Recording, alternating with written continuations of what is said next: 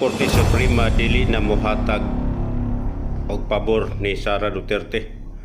Ang mahitabo aning ilahang pagdangop dito, samaranis nahitabo sa ilahang pag-adto sa Korte Suprema aron makagawas ang ilang tatay Digong. Miadto man ni sila sa Korte Suprema. Pagdakop ni Digong, pagdala ni Digong dito sa ICC sa dahig, ilang ipangayo sa Korte Suprema nga pagawson papaulion si Digong. Ningon ba ang Korte Suprema nga papaulion? Wala tagda ang ilang ipagayo. Ang ilahang signature campaign, tay kami naman gipangayo gitagad ba sa Korte Suprema? Wala. Kining ilang pagdangop karon dito sa ikaduhang higayon, aron dili ma-impeach si Sara Duterte. Sama lang kini sa signature campaign.